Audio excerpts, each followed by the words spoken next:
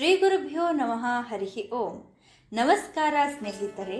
ನಮ್ಮ ವೇದ ಗುರುಗಳಾದ ಡಾಕ್ಟರ್ ಮುರಳೀಧರ ಶರ್ಮಾ ಅವರ 44ನೇ ಹುಟ್ಟುಹಬ್ಬದ ಸಂಭ್ರಮದಲ್ಲಿ ಮತ್ತು ಅವರು ವೇದ ತರಗತಿಗಳನ್ನು ಆರಂಭಿಸಿ 10 ವರ್ಷ ಪೂರೈಸಿರುವ ಈ ಸುಸಂದರ್ಭದಲ್ಲಿ ಅವರ ವ್ಯಕ್ತಿ ಚಿತ್ರಣ ಪರಿಚಯಿಸಬೇಕೆಂಬುದು ಶಿಷ್ಯರೆಲ್ಲರ ಮಹದಾಸೆ. ಈ ಮಹದಾಸೆಯ ಫಲವೇ ಇಂದು ನೀವು ವೀಕ್ಷಿಸುತ್ತಿರುವ ಈ ವ್ಯಕ್ತಿ ಚಿತ್ರ. ಗುರುಗಳನ್ನು ತಿಳಿದುಕೊಳ್ಳಲು 6 ವಿಭಾಗಗಳಲ್ಲಿ ವಿಶ್ಲೇಷಿಸುತ್ತಾ ಮುನ್ನಡೆಯೋಣ. ಮೊದಲನೆಯದು ಅವರ ವೈಯಕ್ತಿಕ ವಿವರ, ಎರಡನೆಯದು ವಿದ್ಯಾರ್ಹತೆ ಹಾಗೂ ಉದ್ಯೋಗ, ಮೂರನೆಯದು ಗುರುಗಳ ವೇದ ಕಲಿಕೆ, ನಾಲ್ಕನೆಯದು ಗುರುಗಳ ವೇದಪಾಠ ಮತ್ತು ಶ್ರೀಶಂಗ, ಐದನೆಯದು ಗುರುಗಳ ಸಮಾಜ ಸೇವೆ, ಆರನೆಯದು ಗುರುಗಳಿಗೆ ನೀಡಿರುವ ಪ್ರಶಸ್ತಿ ಮತ್ತು ಗೌರವಗಳು. ಹೀಗಿದೆ ಅವರ ವೈಯಕ್ತಿಕ ವಿವರ. ಡಾಕ್ಟರ್ ಮುರಳೀಧರ ಶರ್ಮಾ ಅವರು ಹುಟ್ಟಿದ್ದು ತುಮಕೂರು ಜಿಲ್ಲೆಯಲ್ಲಿ.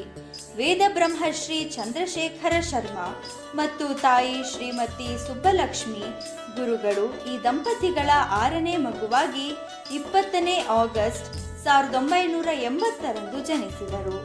ಗುರುಗಳಿಗೆ 2 ಅಕ್ಕಂದಿರು ಹಾಗೂ 3 ಅಣ್ಣಂದಿರು ಇದ್ದಾರೆ. ಸದ್ಯ ಗುರುಗಳು ಪತ್ನಿ ಸೌಮ್ಯ ಹಾಗೂ ಮಗಳು ಮಾನ್ಯಾಳೊಂದಿಗೆ ಬೆಂಗಳೂರಿನಲ್ಲಿ ನೆಲೆಸಿದ್ದಾರೆ. ಇನ್ನು ಅವರ ವಿದ್ಯಾರ್ಹತೆ ವಿಷಯ ಹೇಳುವುದಾದರೆ, ಅಗ್ರಹಾರದಂತಿದ್ದ ತುಮಕೂರಿನ ಬಡಾವಣೆಯಲ್ಲಿ ಸಾಮಾನ್ಯ ಮಕ್ಕಳಂತೆಯೇ ಅಕ್ಕಪಕ್ಕದ ಮನೆಯ ಮಕ್ಕಳೊಂದಿಗೆ ಆಡುತ್ತಾ ಓದುತ್ತಾ ಬೆಳೆದರು ಗುರುಗಳು. ಗುರುಗಳ ಶಿಕ್ಷಣ ತುಮಕೂರಿನಲ್ಲೇ ಆಗಿದ್ದು, ಪ್ರಗತಿ ವಿದ್ಯಾಮಂದಿರದಲ್ಲಿ ಪ್ರಾಥಮಿಕ ಶಿಕ್ಷಣ, ವಾಸವಿ ವಿದ್ಯಾಪೀಠದಲ್ಲಿ ಪ್ರೌಢಶಾಲೆ, ಸರ್ವೋದಯ ಕಾಲೇಜಿನಲ್ಲಿ PUC ಹಾಗೂ ಇಂಜಿನಿಯರಿಂಗ್ ಪದವಿ ಪಡೆದುಕೊಂಡಿದ್ದು ಸಿದ್ಧಗಂಗಾ ಇನ್ಸ್ಟಿಟ್ಯೂಟ್ ಆಫ್ ಟೆಕ್ನಾಲಜಿಯಲ್ಲಿ. ಇತ್ತೀಚೆಗೆ ಅವರು ಜ್ಯೋತಿಷ್ಯ ಶಾಸ್ತ್ರದಲ್ಲಿ ಉನ್ನತ ವ್ಯಾಸಂಗ ಮಾಡಿ ಗೌರವ ಡಾಕ್ಟರೇಟ್ ಪಡೆದುಕೊಂಡಿದ್ದಾರೆ.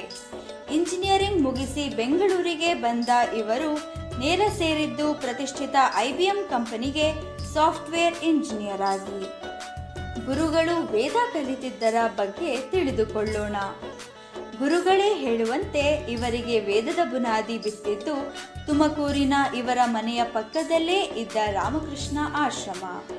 ಈ ಆಶ್ರಮದ ಸ್ವಾಮಿ ವೀರೇಶಾನಂದಜಿ ಅವರ ಸಾನ್ನಿಧ್ಯದಲ್ಲಿ ವೇದಪಾಠ ಆರಂಭಿಸಿದ ಆ ಪುಟ್ಟ ಹುಡುಗನಿಗೆ ಮುಂದೆ ತಾನು ಸಾವಿರಾರು ಶಿಷ್ಯರಿಗೆ ವೇದಪಾಠದ ಗುರುವಾಗುತ್ತೇನೆ ಎಂಬ ಕಲ್ಪನೆಯಾದರೂ ಇತ್ತೇ?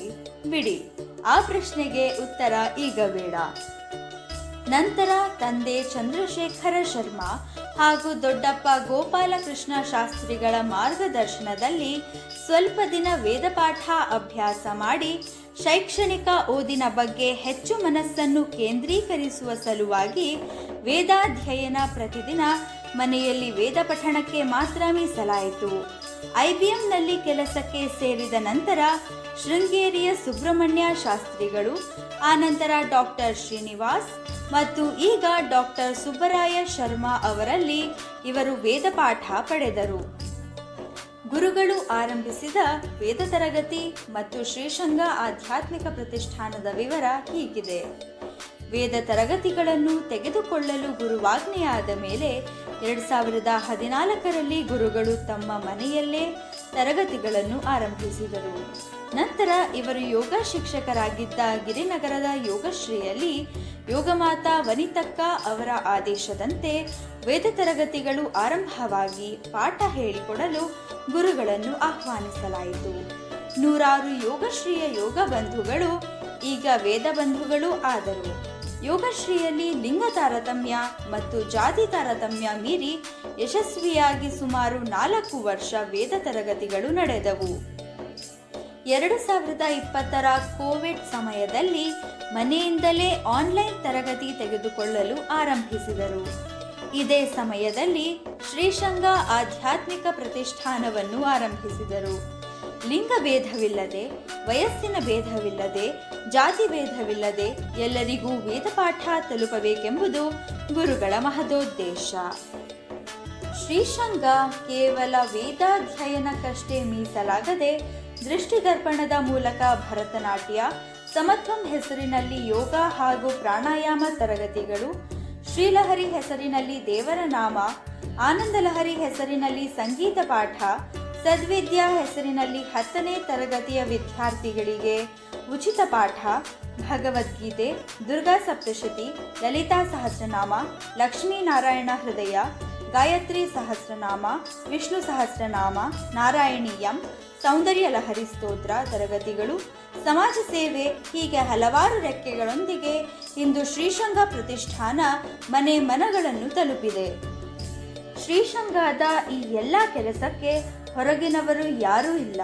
ತಮ್ಮ ಶಿಷ್ಯರಲ್ಲೇ ಕೆಲವರಲ್ಲಿ ಇದ್ದ ಪ್ರತಿಭೆಗಳನ್ನು ಗುರುತಿಸಿ ಪ್ರತಿಷ್ಠಾನಕ್ಕೆ ತಮ್ಮ ಅಮೂಲ್ಯವಾದ ಸಮಯವನ್ನು ನೀಡಲು ಗುರುಗಳು ಪ್ರೇರಣೆ ನೀಡಿದ್ದಾರೆ.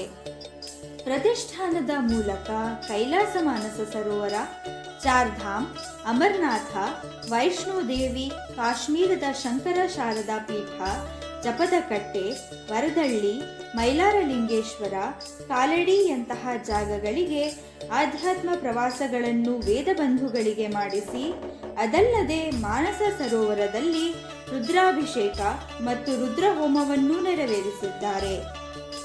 ಪ್ರತಿಷ್ಠಾನದ ಮೂಲಕ ಮನೆಗಳಲ್ಲಿ ಹಾಗೂ ಮಂದಿರಗಳಲ್ಲಿ ನಡೆದಿರುವ ರುದ್ರಾಭಿಷೇಕಗಳು 1000ಕ್ಕೂ ಹೆಚ್ಚು. ಯಾವುದೇ ದಕ್ಷಿಣೆಯ ನಿರೀಕ್ಷೆಯಿಲ್ಲದೆ ಈ ಪೂಜೆಗಳು ಹಾಗೂ ರುದ್ರಾಭಿಷೇಕಗಳು ನಿರಂತರ ಸಾಗುತ್ತಿವೆ. ಮಕ್ಕಳು, ಮಹಿಳೆಯರು ಹಾಗೂ ಹಿರಿಯ ವಿದ್ಯಾರ್ಥಿಗಳು ಇದರಲ್ಲಿ ಉತ್ಸಾಹದಿಂದ ಭಾಗವಹಿಸುತ್ತಿದ್ದಾರೆ. ವೇದ ವಿದ್ಯಾರ್ಥಿಗಳಿಂದ 1 ಕೋಟಿಗೂ ಹೆಚ್ಚು ಗಾಯತ್ರಿ ಜಪ ಮಾಡಿಸಿ ಇದರ ಸಮಾರೋಪ ಸಮಾರಂಭದಲ್ಲಿ ವೇದ ಕಲಿಯುತ್ತಿರುವ 108 ಬ್ರಹ್ಮಚಾರಿಗಳಿಂದ ಗಾಯತ್ರಿ ಯಜ್ಞವನ್ನು ಮಾಡಿಸಿದ್ದು ಶ್ರೀಶಂಗ ಪ್ರತಿಷ್ಠಾನದ ಹಾಗೂ ತನ್ಮೂಲಕ ಗುರುಗಳ ಒಂದು ಸಾಧನೆಯೇ ಸರಿ. ಇದರ ಮುಂದುವರಿದ ಭಾಗವಾಗಿ ವೇದ ಕಲಿಯುತ್ತಿರುವ ಭಗಿನಿಯರಿಂದ ಧನ್ವಂತರಿ ಯಜ್ಞ ಹಾಗೂ ಗೃಹಸ್ಥರಿಂದ ಮಹಾರುದ್ರಕ್ಕೂ ತಯಾರಿ ನಡೆಯುತ್ತಿದೆ.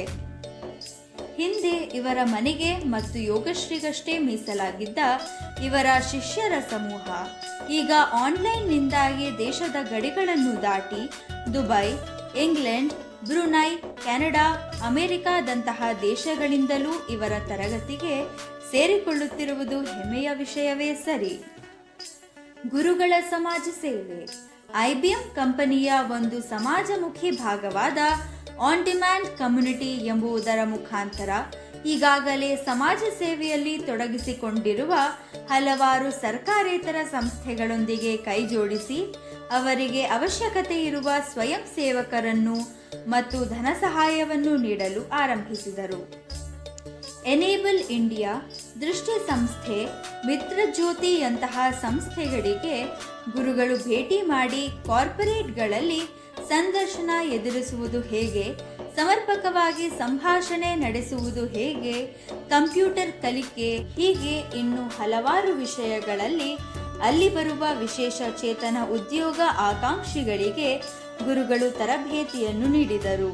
ಹೀಗೆ ತರಬೇತಿ ಪಡೆದುಕೊಂಡ 100 ವಿಶೇಷ ಚೇತನರು ಇಂದು ಪ್ರತಿಷ್ಠಿತ ಕಂಪನಿಗಳಲ್ಲಿ ಉನ್ನತ ಹುದ್ದೆಗಳಲ್ಲಿ ಕೆಲಸ ಮಾಡುತ್ತಿದ್ದಾರೆ. ಶ್ರೀಶಂಗ ಪ್ರತಿಷ್ಠಾನದಿಂದಲೂ ಉಚಿತ ಶಾಲೆಯ ಪಠ್ಯಪಾಠ, ಪರೀಕ್ಷೆಗಳಲ್ಲಿ ಒಳ್ಳೆಯ ಅಂಕ ಪಡೆದ ವಿದ್ಯಾರ್ಥಿಗಳಿಗೆ ಬಹುಮಾನಗಳು, ಬಡ ಮಕ್ಕಳಿಗೆ ಸ್ಕಾಲರ್ಶಿಪ್ಗಳು, ಸ್ಕೂಲ್ ಬ್ಯಾಗ್ಗಳು, ನೋಟ್ಬುಕ್ಗಳ ಹಂಚಿಕೆ, ಇನ್ನು ಹಲವಾರು ಸಮಾಜಮುಖಿ ಕಾರ್ಯಕ್ರಮಗಳು ಗುರುಗಳ ಮಾರ್ಗದರ್ಶನದಲ್ಲಿ ನಡೆಯುತ್ತಿವೆ. ಗುರುಗಳಿಗೆ ನೀಡಿರುವ ಪ್ರಶಸ್ತಿ ಮತ್ತು ಗೌರವಗಳು. 2009ರಲ್ಲಿ ನ್ಯಾಷನಲ್ ಪ್ರೆಸಿಡೆನ್ಸಿ ಅವಾರ್ಡ್ ಅತ್ಯುತ್ತಮ ಉದ್ಯೋಗಿ ಮತ್ತು ಸಮಾಜ ಸೇವೆಗಾಗಿ, 2016ರಲ್ಲಿ ದೀಪ ಅಕಾಡೆಮಿಯಿಂದ ವಿಶೇಷ ಚೇತನರಿಗೆ ಸೇವೆ ಮಾಡಿದ್ದಕ್ಕಾಗಿ ಸಾಧನಾ ಪ್ರಶಸ್ತಿ, 2007 ಮತ್ತು 2008ರಲ್ಲಿ IBMನಿಂದ on demand community excellence global award. ಗುರುಗಳಿಗೆ ಬಿಟ್ಟು ಈವರೆಗೂ ಈ ಪ್ರಶಸ್ತಿ ಯಾವ ಭಾರತೀಯರೂ ಪಡೆದುಕೊಂಡಿಲ್ಲ. 2006ರಲ್ಲಿ ನ್ಯಾಷನಲ್ ಹೆಲೆನ್ ಕೆಲ್ಲರ್ ಪ್ರಶಸ್ತಿ, 2011ರಲ್ಲಿ ಮಾದರಿ ಸಮಾಜ ಸೇವಕ ಎಂದು ರಾಜ್ಯ ಪ್ರಶಸ್ತಿ, 2023ರಲ್ಲಿ IBMನಿಂದ ವಾಲಂಟಿಯರ್ ಚಾಂಪಿಯನ್ ಪ್ರಶಸ್ತಿ. ಸದಾ ವೇದಪರ ಸಮಾಜಪರ ಚಿಂತನೆಯನ್ನು ಹೊಂದಿರುವ ಡಾಕ್ಟರ್ ಮುರಳೀಧರ ಶರ್ಮಾ ಅವರನ್ನು ಗುರುಗಳಾಗಿ ಪಡೆದ ನಾವೇ ಧನ್ಯರು.